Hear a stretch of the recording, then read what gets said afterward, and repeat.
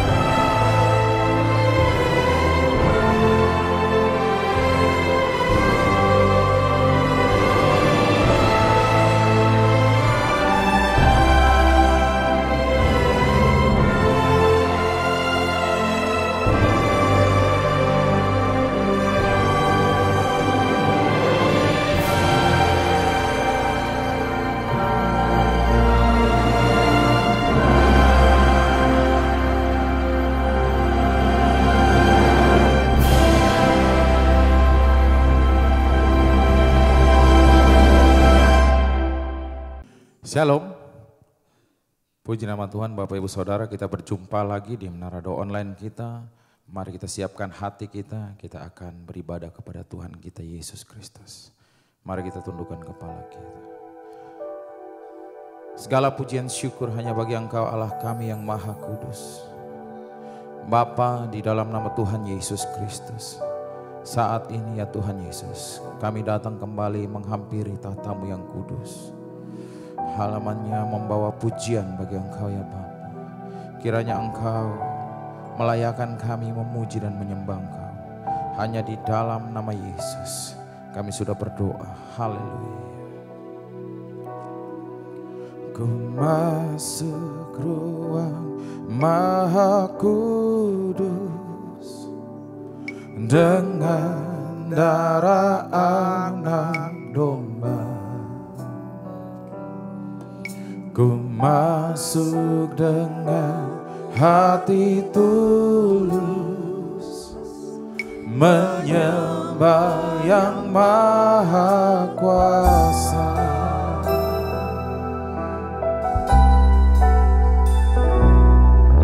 Ku masuk ruang Maha Kudus dengan darah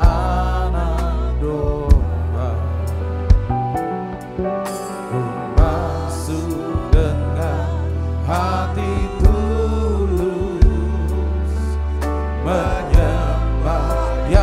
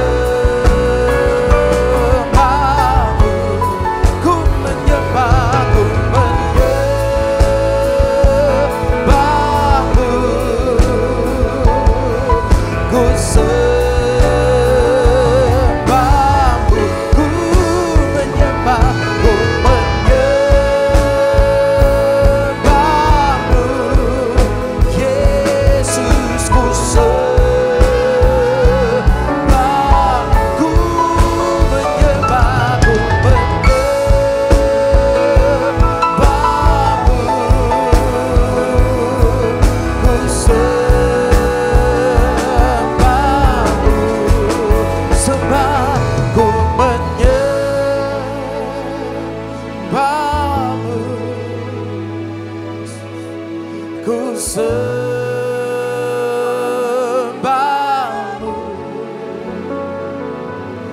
ku menyembahmu,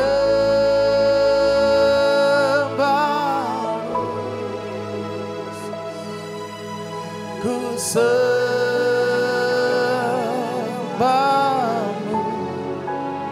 sebab namamu kudus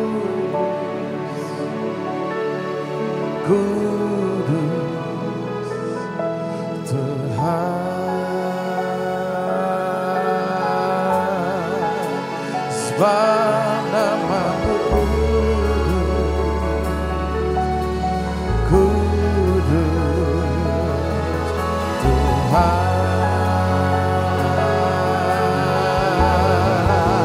sebab namamu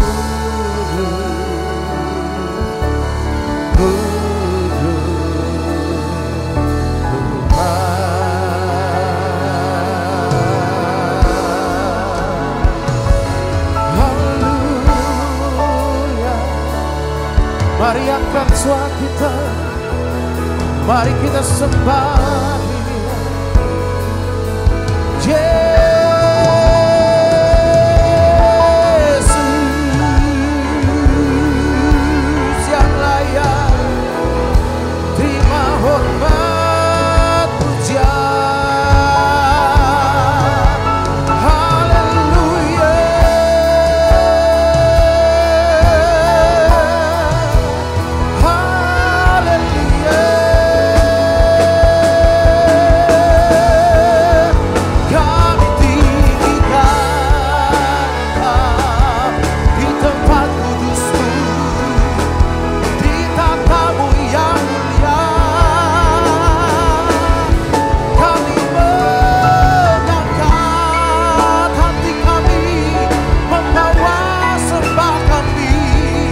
Membesarkan namamu, ya Allah kami. Oh, terpujilah, terpujilah Yesus, Yesus, Yesus. Haleluya. Oh Tuhan, hanya Kau yang layak terima hormat pujian kami. Kami mengangkat pujian bagimu. Haleluya, haleluya. Terpujilah, terpujilah, terpujilah Allah kami.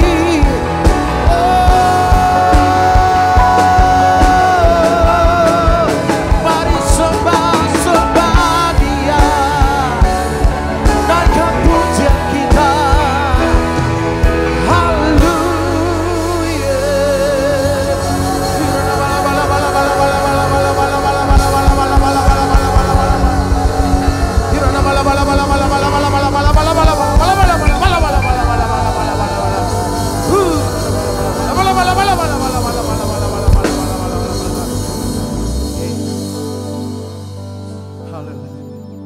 Bawa kami lebih lagi ke tempat kudus-Mu, ke gunung-Mu yang kudus ya Bapa.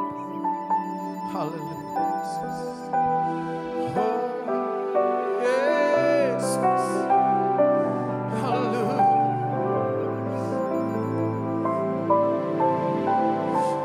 Haleluya. Bawaku ke gunung kudus-Mu, ke tempat kediaman-Mu, biar kemuliaan melingkupi hidupku dan jiwaku kan dipuaskan. Hanya dekat-Mu itu yang ku perlu. Kau sumber penghiburanku dan Kau yang ubahkan air mataku jadi lembah yang bermata air. Sebab itu ku memujimu, Engkau Allahku, mulutku kan selalu pujimu, dan angkat tangan sembahmu, tinggikan namamu, Yesus, kemuliaan bagimu. Mari dari awal dengan segenap hati katakan, bawaku ke Roh Kudus-Mu, ke tempat kediaman-Mu, biar kemuliaan melingkupi hidupku, dan jiwaku kan dipuaskan. Hanya dekat-Mu, itu yang ku perlu. Kau sumber penghidupanku, Yesus, dan Kau yang ubahkan air mataku jadi lembah yang bermata air. Sebab itu ku memujimu, Engkau Allahku, mulutku kan selalu pujimu, dan angkat tangan sembahmu, tinggikan namamu, Yesus, kemuliaan bagimu. Sebab itu ku memujimu, Engkau Allahku, mulutku kan selalu pujimu, dan angkat tangan sembahmu, tinggikan namamu, Yesus, kemuliaan bagimu.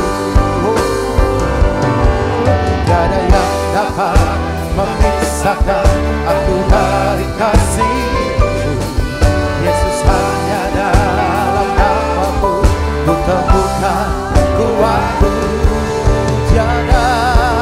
Tiada yang dapat memisahkan aku dari kasih-Mu, Yesus, hanya dalam namamu ku temukan kuatku.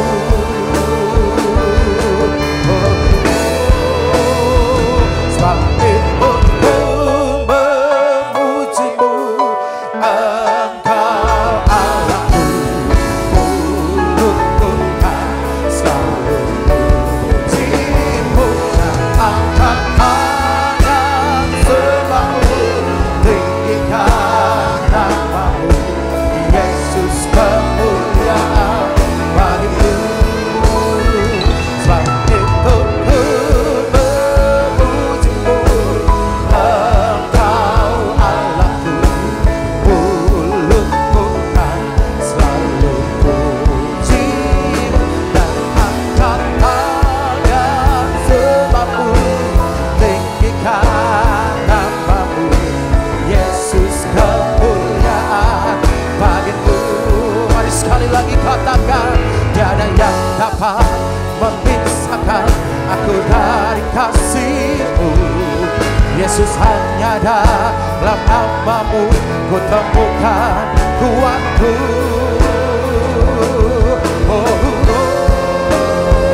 Sebab itu ku memujimu, Engkau Allahku, mulutku kan selalu pujimu, dan angkat tangan sembahmu, tinggikan namamu, Yesus, kemuliaan bagimu.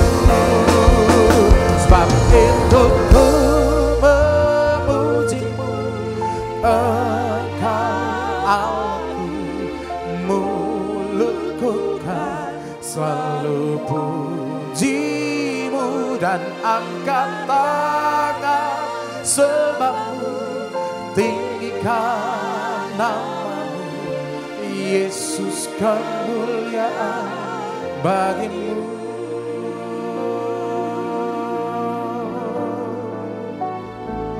Haleluya. Oh Yesus, kehadiranmu itulah kekuatan di dalam hidup kami. Itu yang memberkati hidup kami. Itulah damai sukacita kami. Itulah bahagia kami. Haleluya. Biarlah kemuliaan memelingkupi setiap kami.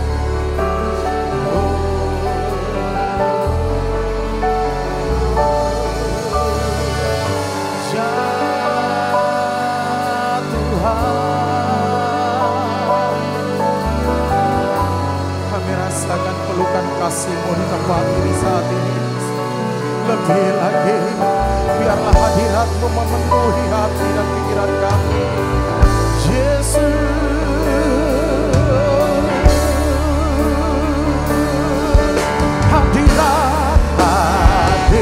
hadirat-Mu Tuhan,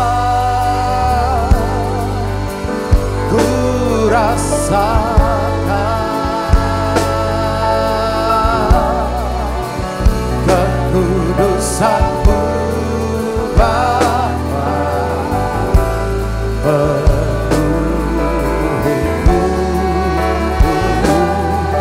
ku rindu selalu diam dalam bait-Mu, menikmati kasih anugerah-Mu. Hadirat-Mu Tuhan, ku rasakan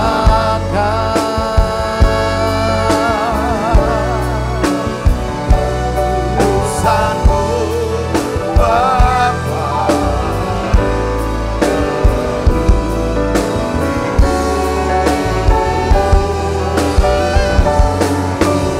rindu selalu diam dalam bait-Mu, menikmati kasih. Mari saudara buka suaranya, sembah Dia. Hadirat-Mu Tuhan, ku rasakan kekudusan-Mu Bapa,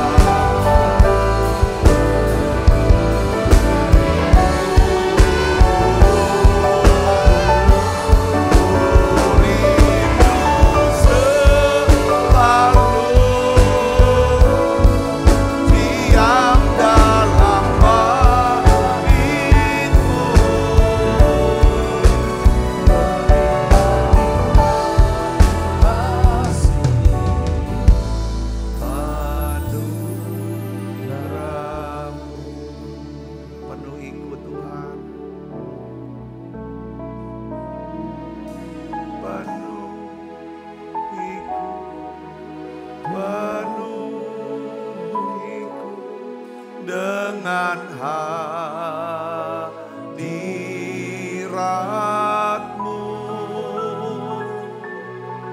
urapiku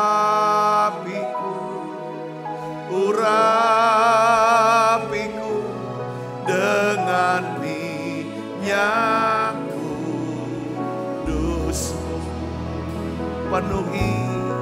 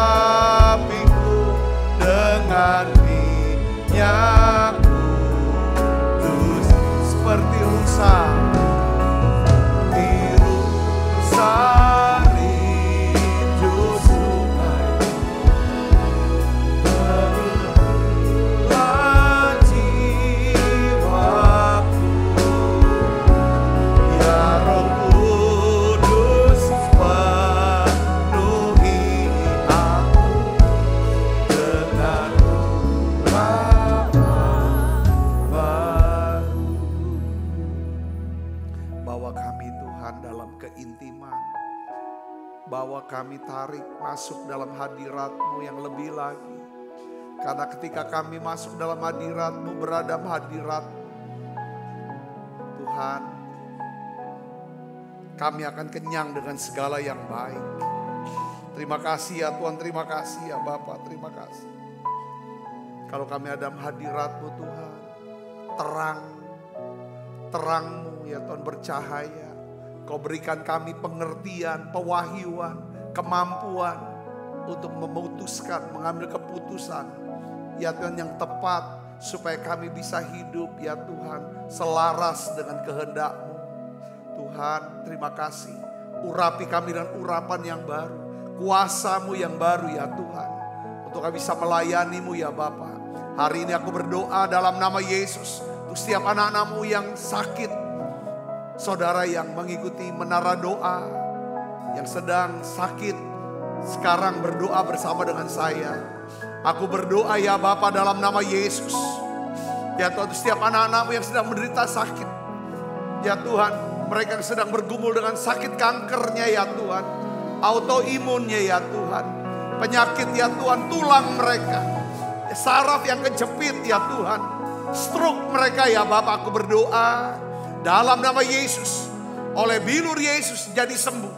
Beri iman Tuhan untuk disembuhkan ya Bapa. Terima kasih, kami percaya penyakit ini untuk menyatakan kemuliaan Tuhan. Terima kasih Tuhan, terima kasih. Biarlah Tuhan Kau berikan terobosan ya Tuhan buat setiap kami. Bawa kami Tuhan untuk mengenal Tuhan lebih dalam lagi, lebih intim lagi dengan Kau. Berikan hati ya Tuhan yang melekat dengan Tuhan. Urapi hamba-Mu dalam menyampaikan pesan firman-Mu dengan bahasa yang sederhana dan mudah dimengerti. Dalam nama Yesus, semua kita yang siap menerima firman, hati gembira, sama-sama katakan amin. Di tangan yang meriah saudara, silakan balik ibu bapak. Nah, hari ini saudara saya ingin bagikan tentang 4 faktor mujizat dan berkat. Saya pakai istilah di kamar atas. Ya, saudara tahu kenapa kok ada istilah kamar atas buat budaya orang Yahudi, saudara? Ada satu kamar, ya saudara, itu di atas itu adalah kamar yang sifatnya pribadi sebenarnya, saudaraku. Dan kita melihat bagaimana Tuhan bekerja, ya saudara, ya kan, menyatakan kemuliaannya, mujizatnya, berkatnya, itu kepada orang-orang yang sedang berada di kamar atas. Contoh saudara satu, ya. Kita tahu bahwa dalam kisah perempuan Sunem, ya kan, itu Nabi Elisa, itu tentang kamar atas. Bagaimana Tuhan ya kan memberikan janji kepada perempuan Sunem yang mandul, lalu dia bisa melahirkan anak tahun depannya. Saudara, di kamar atas itu juga kita tahu bahwa ya saudaraku yang disediakan oleh perempuan Sunem untuk Nabi Elisa, ya kan, di kamar itu pula anaknya yang mati itu dibangkitkan.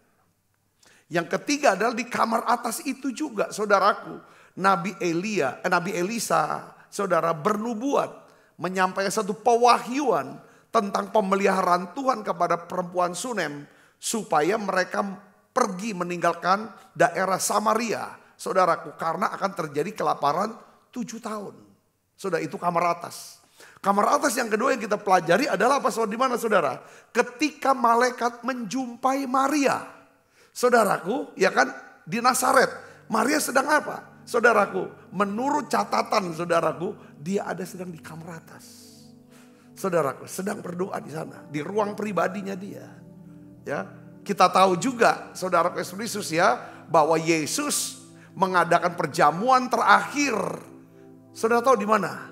Di kamar atas, loteng atas. Dan di tempat yang sama, di tempat di mana Yesus mengadakan perjamuan terakhir dengan murid-murid itu sebelum dia disalibkan, saudara.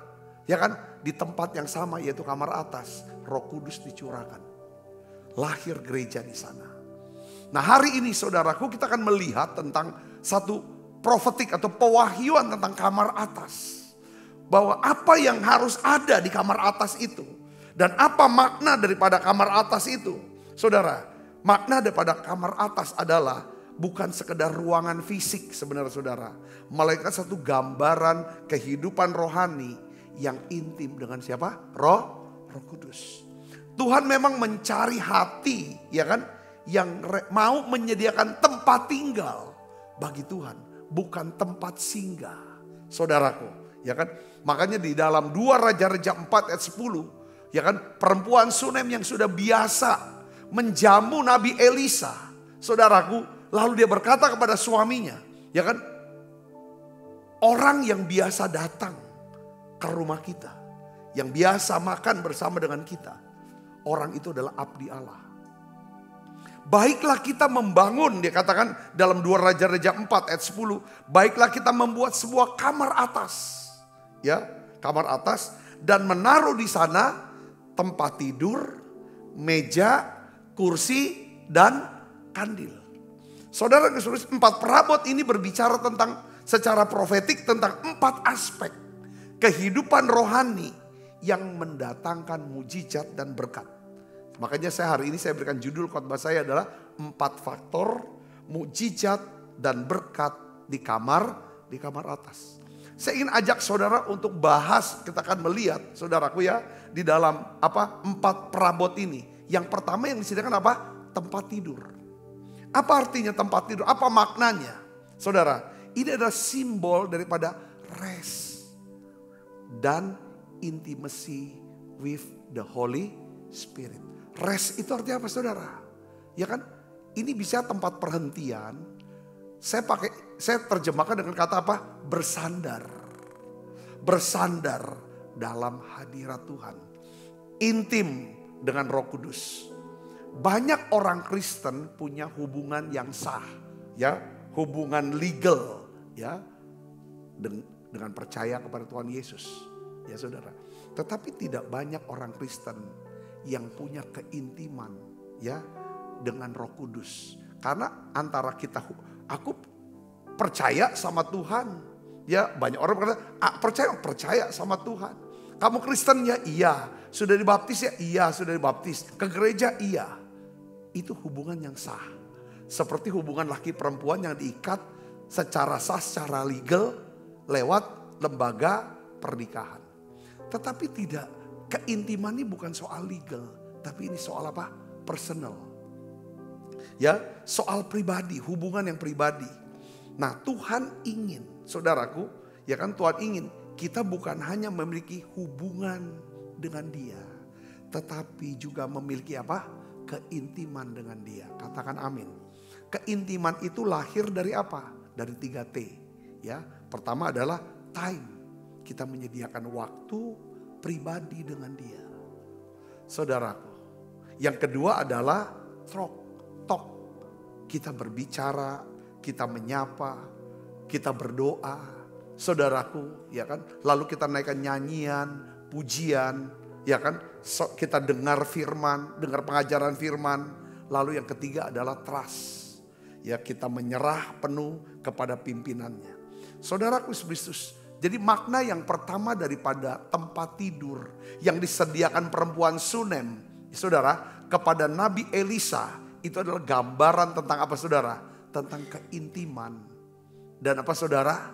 Bersandar kepada Roh Kudus. Makanya di dalam Matius pasal 6 ayat 6, ketika Tuhan Yesus mengajar tentang berdoa, doa itu bukan cuma seperti agama-agama mengajarkan tentang doa dan sembahyang. Saudaraku, Tuhan mau bicara tentang doa ini adalah bicara tentang apa, saudara? Perjumpaan hati kita dengan hati Tuhan yang membuat kita diubah setiap hari.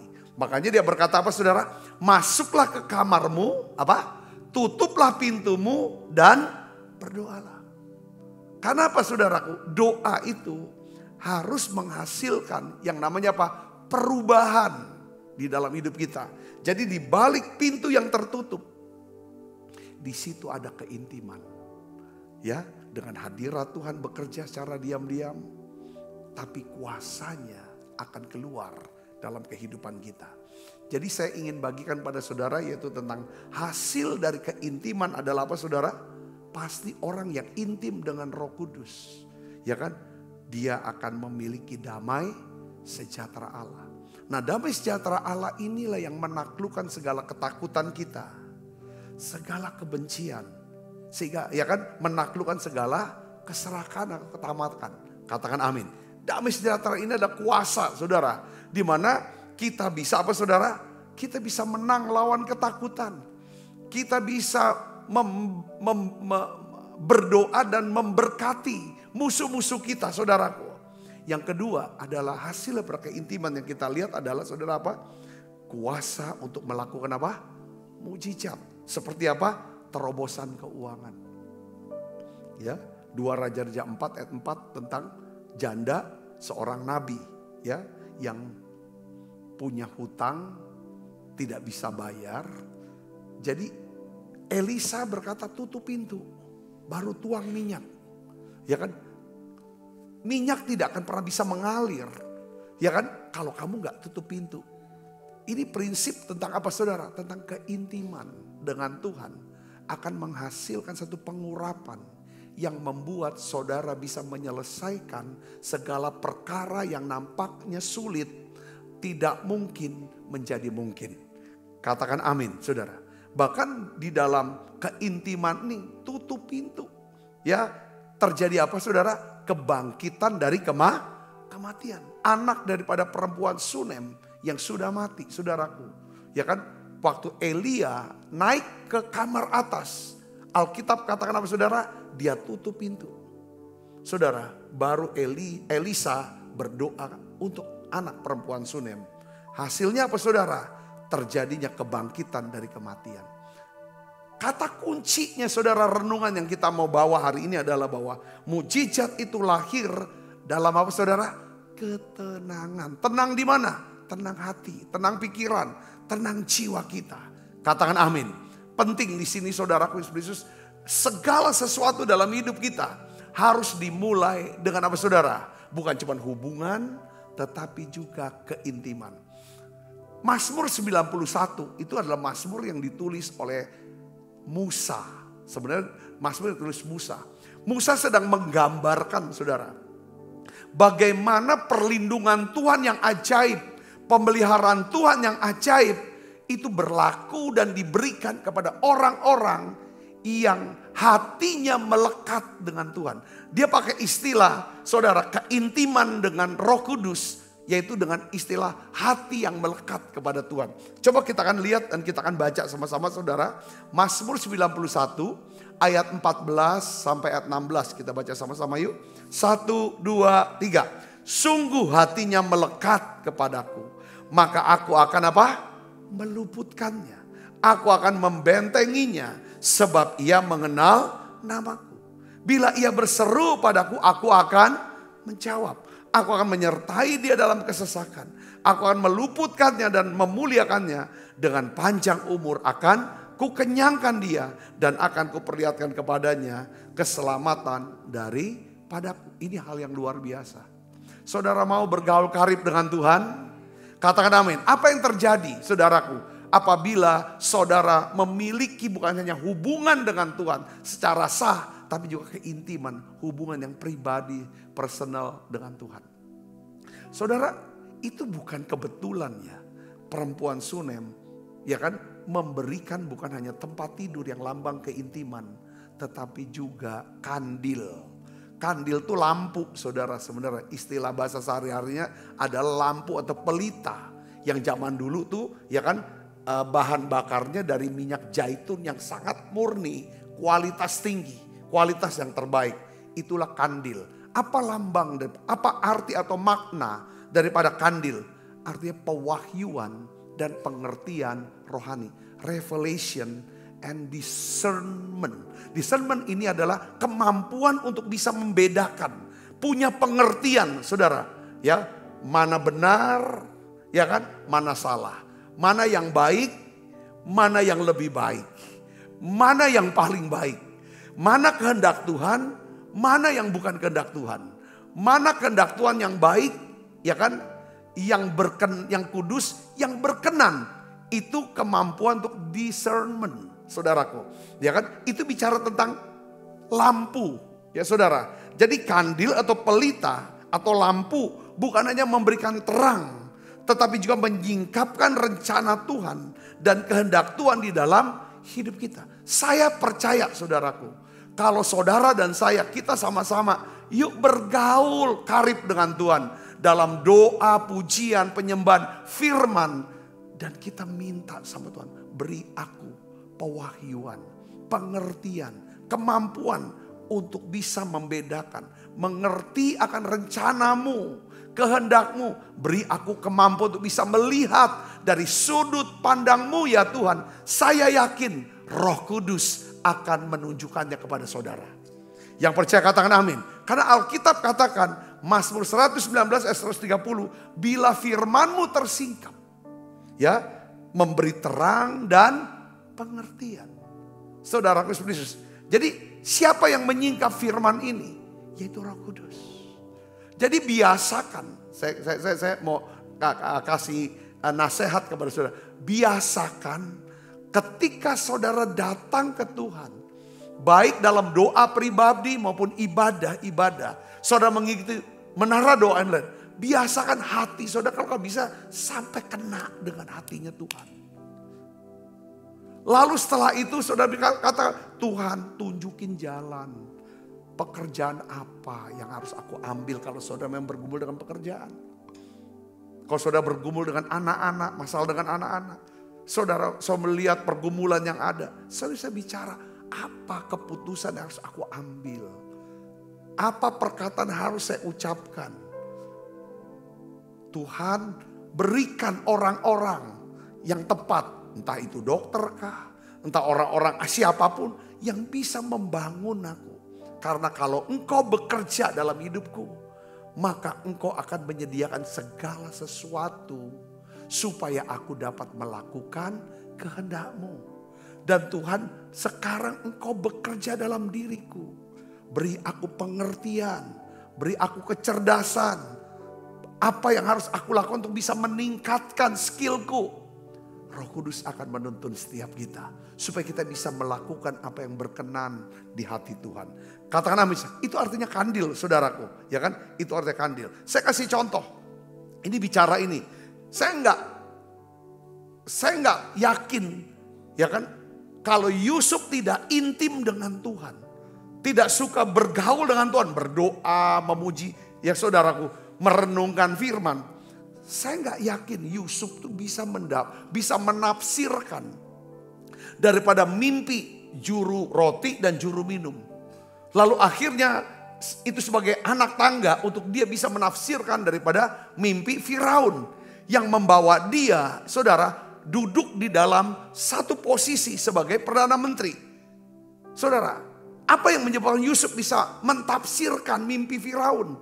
Saudara, 7 masa kelimpahan, 7 masa kelaparan. Bagaimana mengantisipasi 7 tahun masa kelaparan. Dia ceritakan semua. Itu hikmat. Itu kecerdasan. Itu kemampuan. Saya yakin yang berasal dari siapa? Dari Roh Kudus. Katakan amin saudara. Saya yakin hari-hari ini Tuhan juga akan memberikan kepada setiap kita. Yang rindu untuk bergaul karib dengan Tuhan. Yang rindu untuk dipakai oleh Tuhan. Dia akan berikan spirit of excellence. Seperti yang diberikan pada Yusuf. Dan juga yang diberikan kepada Daniel, saudaraku. Ya, Daniel juga bisa menerangkan tentang mimpi. Saudara, mimpi Raja Nebukadnezar, hal yang luar biasa. Dia beberapa raja silih berganti. Ya, rejim silih berganti. Tapi Daniel tetap menjadi orang kepercayaan raja. Saudara, apa kata kuncinya? Daniel dapatkan punya pewahyuan. Dia punya urap. Ada pelita yang terus menyala. Pelita terus menyala. Saya berdoa supaya setiap kita, pelita kita tetap menyala. Karena kita punya minyak. Kita punya minyak yang murni. Minyak yang terbaik saudaraku. Yaitu hubungan kita dengan Roh Kudus. Yang ketiga dampak daripada keintiman. Yaitu apa saudara? Pasti ada perabot yang nomor 3. Namanya apa? Kursi. Katakan kursi. Kursi itu apa sih bicara? Simbol apa saudara? Spiritual authority dan calling. Ya, ini bicara apa? Panggilan dan otoritas rohani untuk kita bisa melayani Tuhan. Katakan amin. Ya, ini posisi.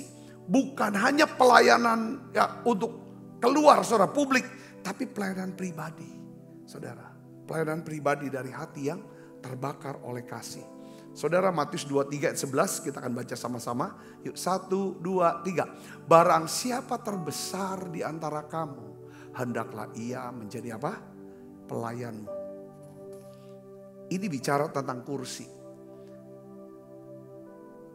Kalau kita intim dengan Roh Kudus, yang keluar dari hati kita, yang keluar dari perkataan kita, buah-buah pikiran kita dan keputusan kita, pasti adalah apa saudara? Memberkati orang lain. Ya, itu hati Tuhan sebenarnya saudara. Semakin saudara dekat sama Tuhan, semakin saudara selalu memikirkan, ya kan, daripada bagaimana caranya nolong orang lain, bagaimana membuat hidup orang akan jadi lebih baik. Itu hasil, itu yang namanya kursi. Saudara, kursi itu bicara ada panggilan, ada dorongan untuk melayani, ya kan, untuk memudahkan hidup orang lain supaya mereka bisa mendapatkan apa yang mereka doakan melalui kehidupan kita. Katakan amin saudaraku. Kita kasih contoh saudaraku. Abraham orang yang bergaul karib dengan Tuhan. Bertahun-tahun dia menantikan saudara janji Tuhan tentang apa? Anak perjanjian. Saudara, kalau saudara teliti lagi, ya kan, kapan Abraham, ya kan, dapat daripada Ishak. Maksudnya Sarah bisa mengandung dan beranak anak. Setelah Abraham berdoa untuk siapa? Untuk Abimelek. Dia berdoa supaya seluruh perempuan yang ada di istana Abimelek, yang selama ini ditutup kandungannya, tertutup mandul saudaraku, itu dibuka oleh Tuhan. Dan betul Tuhan jawab saudara doa daripada Abraham. Sehingga Tuhan membuka kandungan istri Abimelek dan orang-orang yang ada di istananya saudara. Dan setelah, kalau saudara baca beberapa ayat kemudian, 2-3 ayat setelah itu, atau satu pasal berikutnya, itu dijelaskan bahwa Sarah mengandung dan melahirkan seorang anak, lalu diberi nama Ishak. Keintiman dengan Tuhan melahirkan pelayanan. Yang ngerti katakan amin. Pelayanan bukan lahir karena udah gak ada kerjaan lagi. Pelayanan bukan lahir karena memang kita nganggur. Saudara, tapi pelayanan itu hasil daripada apa? Keintiman. Kedekatan. Saudara bayangin, setelah Ayub bersaksi. Dulu aku, ya kan, mendengar, ya kan, dari apa kata orang. Tapi sekarang mataku sendiri melihat Tuhan. Dia mau bilang begini, dulu aku punya hubungan dengan Tuhan. Aku bawa korban, aku ibadah. Itu hanya secara legalitas. Tapi sekarang lewat proses. Ya kan, lewat proses yang begitu berat dalam hidupku. Kehilangan harta, kehilangan anak, kehilangan keluarga, kehilangan segalanya. Itu justru menghasilkan bukan cuma hubungan dengan Tuhan, tapi juga keintiman dengan Tuhan. Dia mau bicara itu. Setelah saudara, dia memiliki keintiman dengan Tuhan, dia berkata, lalu di pasal yang sama, Alkitab katakan apa saudara? Tuhan bicara kepada sahabat-sahabat Ayub, supaya mereka menyiapkan korban bakaran, persembahan, ya kan? Untuk supaya Ayub bisa berdoa buat mereka. Dan Alkitab katakan, saudara, setelah Ayub berdoa untuk para sahabatnya, maka Tuhan memulihkan keadaan Ayub. Tuhan memulihkan keadaan Ayub setelah Ayub berdoa untuk sahabatnya. Lalu Tuhan memberikan kepada Ayub 2 kali lipat dari segala kepunyaannya dahulu. Katakan amin saudara. Jadi saudara melihat di sini, Ayub bisa berdoa buat sahabat, melayani. Setelah apa? Ayub memiliki apa? Keintiman. Selama ini kita gak pernah lihat saudara, Ayub berdoa untuk yang lain. Kecuali dia berdoa untuk siapa? Dia bawa korban untuk siapa? Untuk anak-anaknya. Karena khawatir nanti anak-anaknya ada apa-apa. Jadi saudara lihat ini pelayanan di sini saudara. Pelayanan itu karena kasih, keintiman, kita ngerti kita dikasihi. Lalu kita penuh dengan kasih Allah. Itu akan bergerak kepada apa? Kita akan mengasihi sama kita. Setelah kita memiliki kasih kepada sama kita lewat pelayanan, korban yang kita beri, Tuhan berikan otoritas. Yang ngerti katakan amin. Jadi kasih Ya kan saudara, ya kan? Itu akan melahirkan otoritas. Jadi keintiman melahirkan pelayanan. Pelayanan adalah kasih dalam tindakan sebenarnya. Katakan amin saudara. Dari sana akan lahir apa? Otoritas. Nah otoritas inilah saudaraku, ya kan? Yang Tuhan berikan kepada setiap kita. Amin. Jadi pelayanan sejati, kembali lagi, dimulai dari tempat tersembunyi. The secret place. Tempat keintiman. Bukan di atas panggung saudaraku. Tapi justru di situ tempat itu. Saudaraku. Ya kan? Tuhan menyatakan perkenanannya kepada kita. Yang terakhir saudara. Ya. Kalau keintiman. Saudara. Pertama. Ya. Melahirkan apa saudara? Terang pewahyuan. Yang kedua. Pelayanan. Keintiman. Yang ketiga. Saudara. Keintiman melahirkan apa saudara?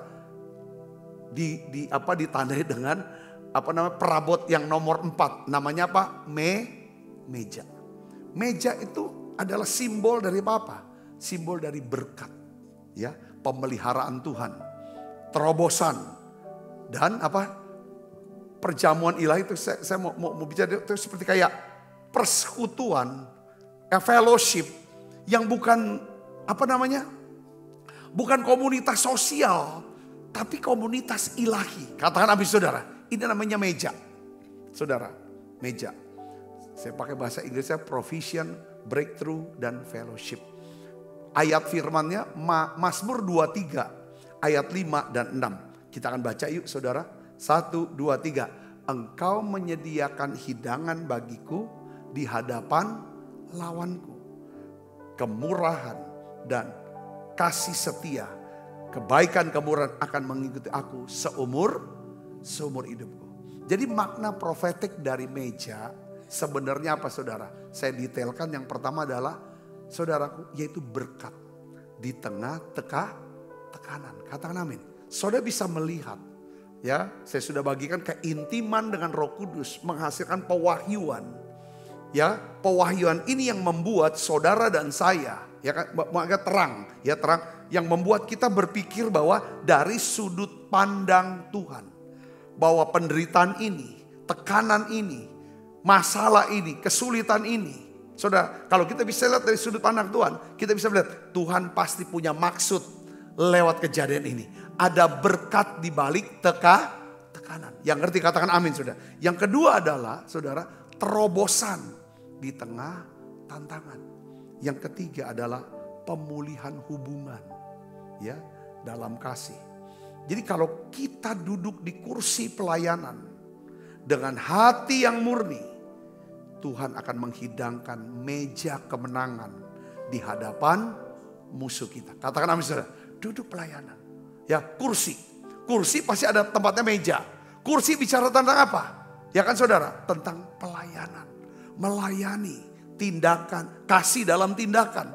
Ada otoritas saudaraku, yaitu maka Tuhan akan siapkan di meja kita satu hidangan di hadapan lawan-lawan kita.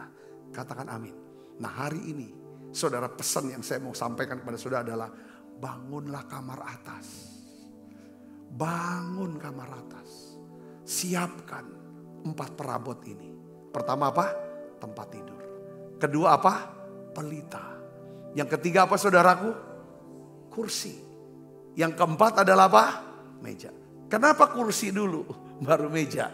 Pelayanan dulu baru Tuhan siapkan hidangan itu. Melayani dulu. Saudara jangan takut. Sepanjang saudara ada dalam pelayanan, apapun yang saudara sedang hadapi hari ini, Tuhan akan turut bekerja untuk mendatangkan kebaikan bagi saudara semuanya.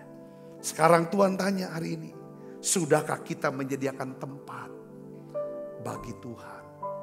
Tempat tinggal buat Tuhan. Bukan tempat singgah, tapi tempat tinggal. Perempuan Sunem dia siapkan tempat tinggal buat Elisa. Dia mau bicara tentang Tuhan, engkau jangan singgah hanya untuk sekedar makan, tapi bisa tinggal, menginap, tinggal, itu tempatmu. Tempat kamar atas yang disiapkan perempuan Sunem, dia tidak pernah menyangka menjadi satu tempat di mana kuasa Tuhan, kemuliaan Tuhan dinyatakan dalam hidup dia. Yang ngerti katakan amin saudaraku. Ya, kita akan bangkit berdiri yuk, kita akan berdoa sama-sama. Tutup mata kita masing-masing, kita berdoa, kita nyanyi lagu ini yuk.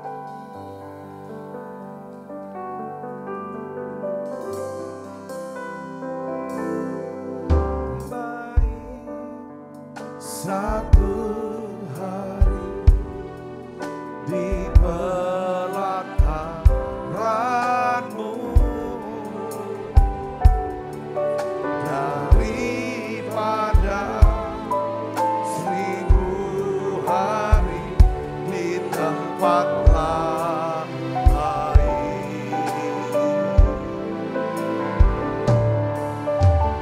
Memujimu, menyembahmu, Kau Allah yang hidup, dan menikmati semua kemurahan. Mari kita siapkan diri makan perjamuan kudus.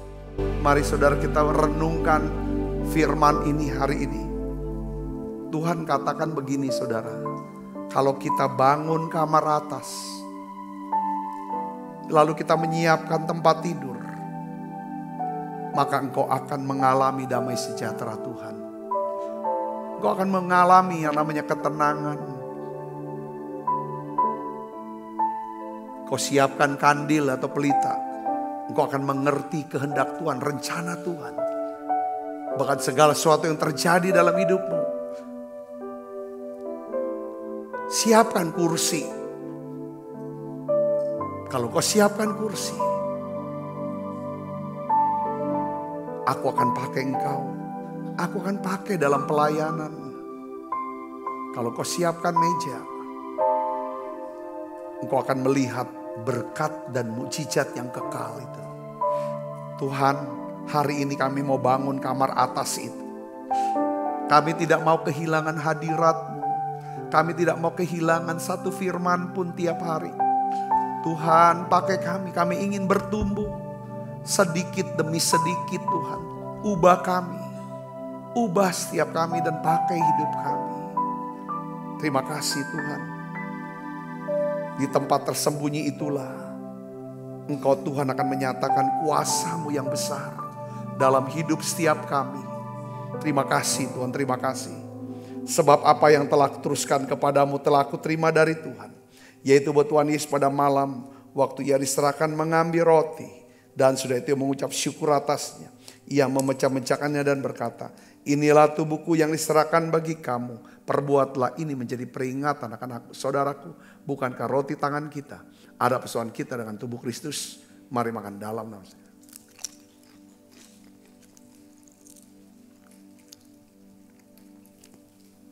Angkat cawan. Demikian juga yang mengambil cawan sesudah makan lalu berkata, cawan ini perjanjian baru dimeteraikan darahku. Perbuatlah ini setiap kali kamu meminumnya menjadi peringatan akan aku. Saudaraku, bukankah cawan perjanjian ini yang atasnya kita ucapkan syukur ada persoalan kita dengan darah Kristus? Mari minum dalam nama Yesus.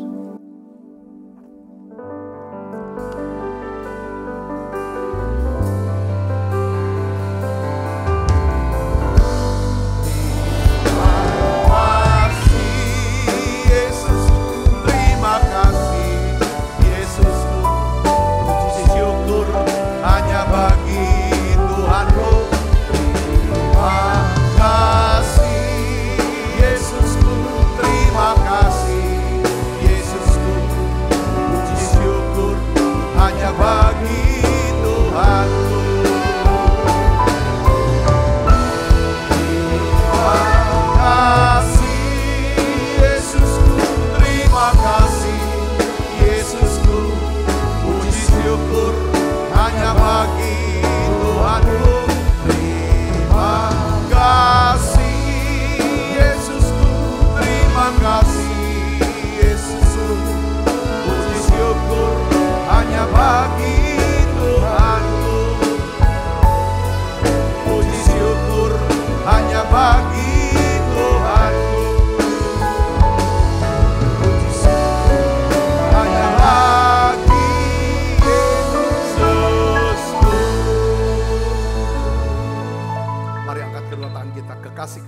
terimalah berkat yang berlimpah-limpah daripada Allah Bapa di dalam anak yang tunggal Tuhan kita Yesus Kristus. Persetujuan yang manis para Roh Kudus menyertai kita semua mulai saat ini sampai Yesus datang menjemput permai dan sampai selama-lamanya. Semua kita percaya diberkati, sama-sama katakan amin. Tuhan berkati saudara semuanya.